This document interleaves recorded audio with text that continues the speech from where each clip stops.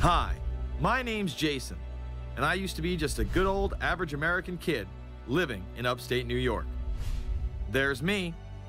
I played baseball, mastered Mortal Kombat, went to the prom, said the Pledge of Allegiance every day, and loved my country. I even lived the dream of every American youth, college. Sure, it was a state school, but it also happened to be a party town. Great times all around, right? Well, sort of.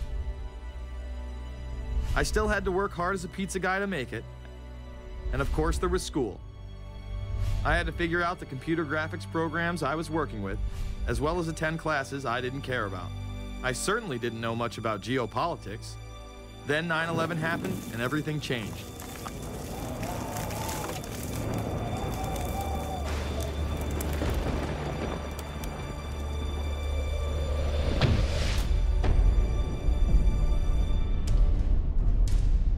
I was pissed.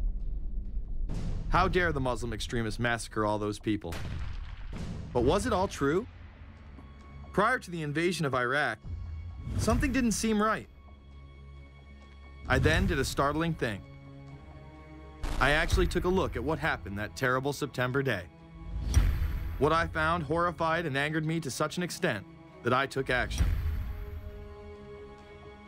We were lied to, and lied to big time.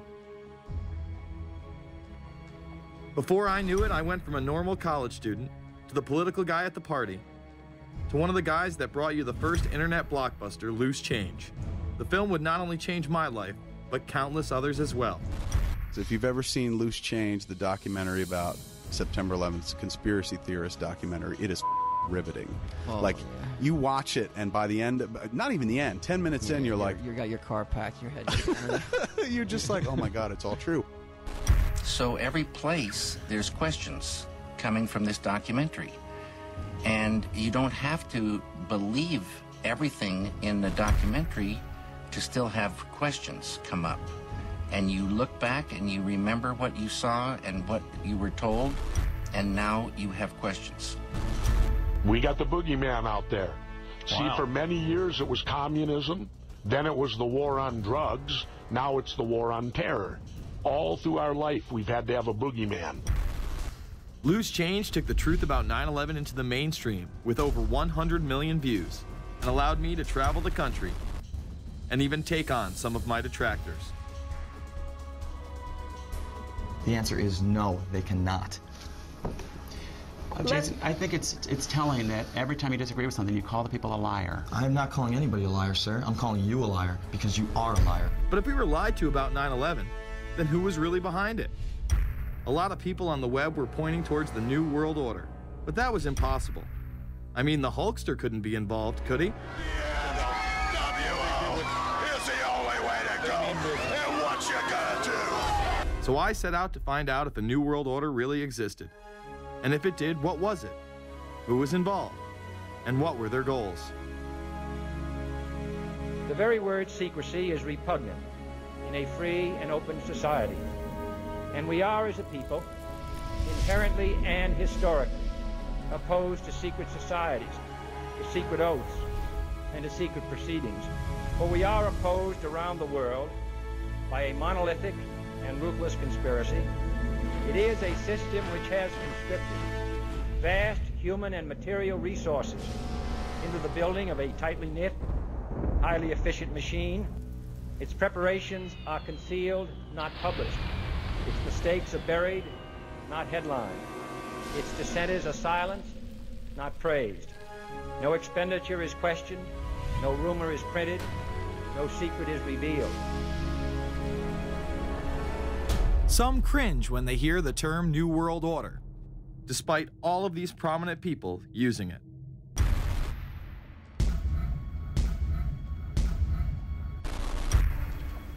The world that maybe some people dreamt of at that conference back in Bournemouth, when it looked as if maybe history would end, that liberal democracy would triumph, that free market economics would slowly progress, and we'd have a new world order.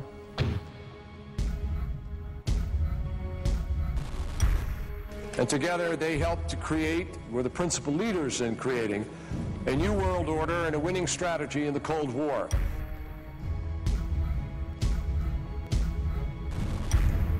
We are part of a new world order. And as the recently departed Admiral William J. Crowe once said, it's long on new and it's short on order.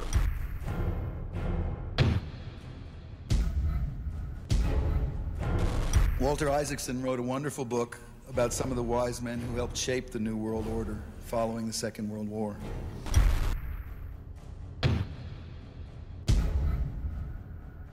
As we devise a way forward in Iraq, I urge the international community to embrace its responsibility for creating that new world order. A new world order based upon collective action.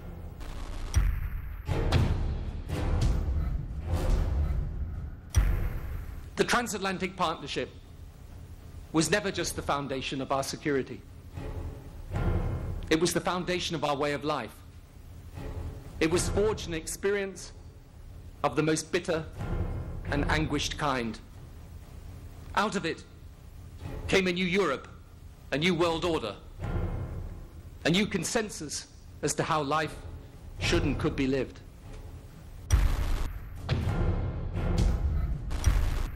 And just like that, it was gone. It was a new world order. That's what President George H. Bush said. Harvard historian Francis Fukuyama pronounced the end of history. In fact, when it is used, that person is often dismissed out of hand because of the perception that it is nothing more than a conspiracy theory.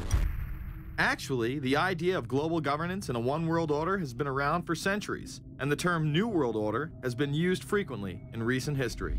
The New World Order means different things to different people, but to those who expect to be in control of it, it means the same thing. It means all the world under their control. They believe that somebody must rule. After all, people are too darn dumb to know how to rule themselves. They figured that that's their role. The first in-depth publication of note was Samuel Zane Batten's work, The New World Order, which was published in 1919. Under the cloak of Christianity, this order speaks of a new world rising and advocates social control over all people and all resources. It promotes a world federation with a world parliament, an international court, and a global police force. Some of its goals are as follows. Community. The danger and loss in crime and degeneracy. The determination to make community life safe, sanitary, wholesome, and moral. Industrial. The disappearance of class distinctions and the solidarity of all interests in the economic process. National.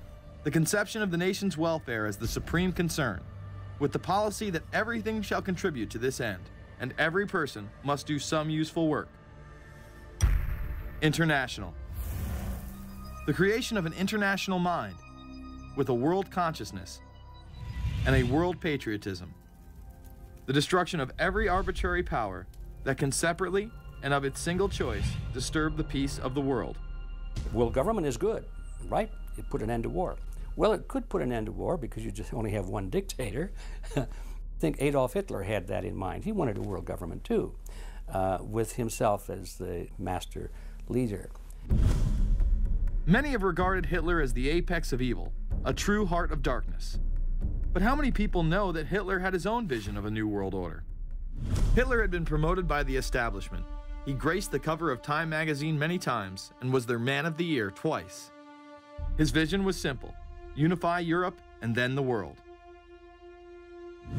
The only real difference was that his order was racially motivated, instead of being based solely on religion.